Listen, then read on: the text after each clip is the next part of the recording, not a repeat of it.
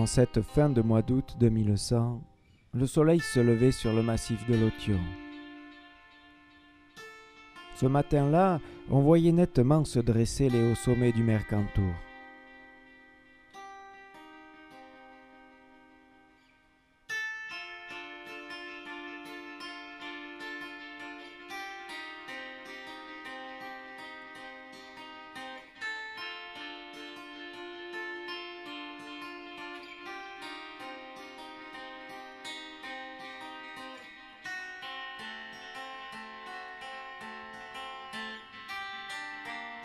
À l'arrière, l'imposante Argentière allait dominer et au loin d'autres cimes des grandes Alpes apparaissaient. Un été chaud succédait à une période avec des moments caniculaires, mais aussi de beaux orages, violents comme autrefois, qui avaient réjoui les bêtes, petites et grandes, redonné vie aux alpages, secoué les forêts de mélèzes qui aujourd'hui ne connaissaient plus la maladie.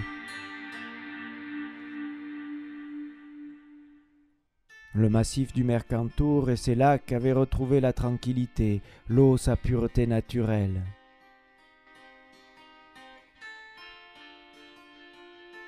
La pollution avait quasiment disparu.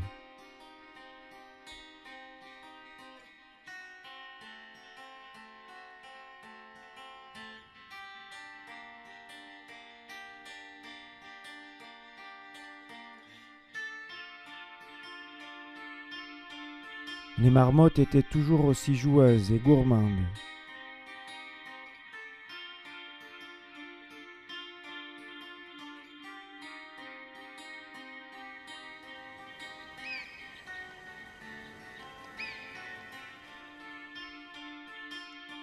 Le chamois occupait à nouveau les lieux, mais restait méfiant. Sans prédateurs nuisibles, la vie était redevenue comme autrefois ou presque, heureuse et sans danger.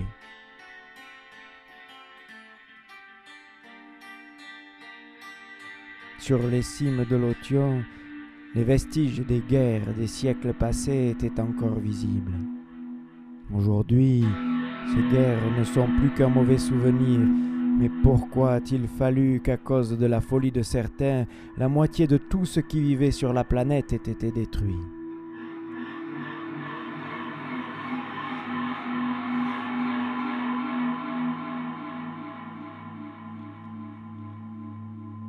Et on eut beaucoup de mal à s'en remettre.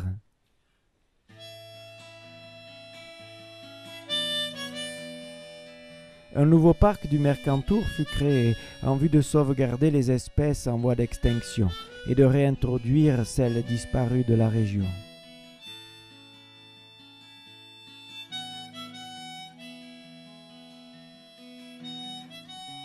On avait vu ainsi réapparaître, non sans crainte, quelques individus d'une espèce qu'on croyait à tout jamais éteinte.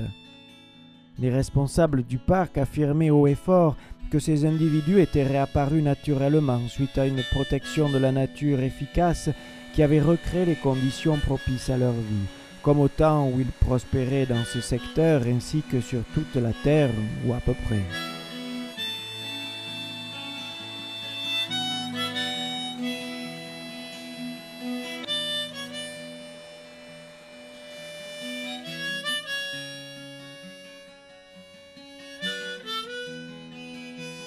Ce sont les bouquetins qui ont eu la responsabilité du choix et de l'étendue du territoire réservé à cette espèce retrouvée.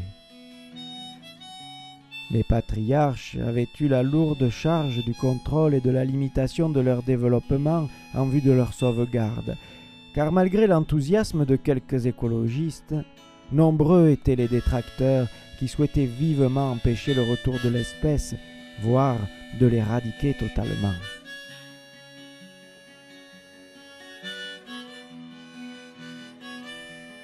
On avait affecté à l'espèce sauvegardée une grande zone en bordure de l'ancien parc où elle pouvait prospérer.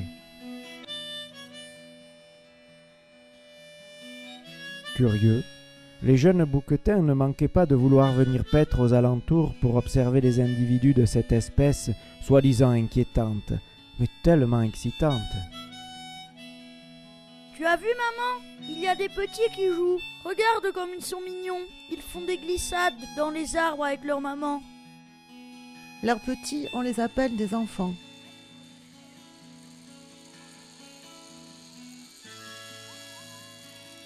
Qu'ils sont malins. Ils ont installé des cordes et ils se promènent d'arbre en arbre. Ils se souviennent sans doute de leurs ancêtres, les grands singes.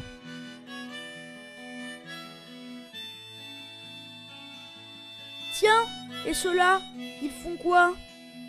Ils partent se promener en emmenant ce qu'ils vont manger dans un sac. Ils vont où?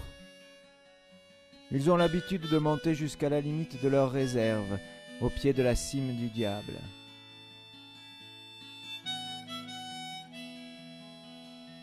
Ne parlez pas tout le temps et ne vous approchez pas trop, vous allez vous faire remarquer, ils s'en iront. Dis, c'est vrai qu'on va en tuer? Mais non, jamais les petits.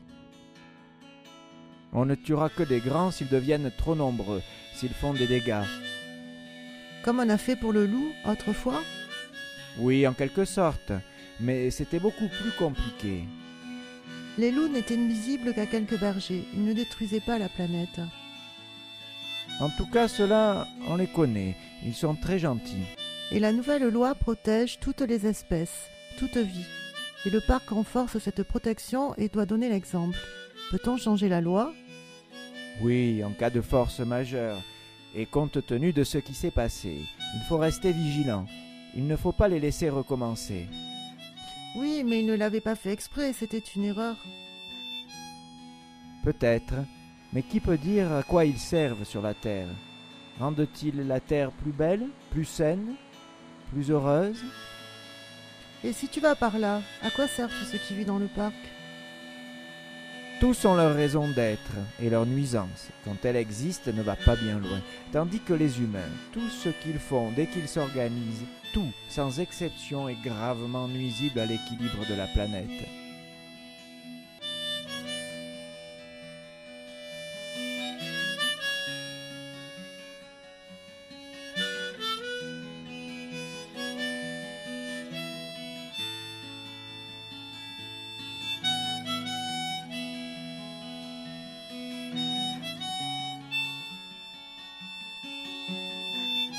Vous avez vu? Ils s'en vont. Je vous l'avais dit, vous les avez dérangés. Tu parles, on dirait que c'est eux qui s'imaginent nous regarder.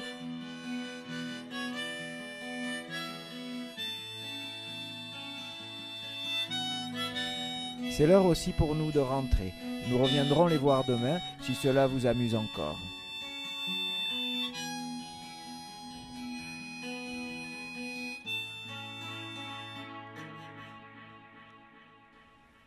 De Lubac à l'Adré, des coteaux, des fonds de vallée, ils sont arrivés de tous côtés, les ongulés.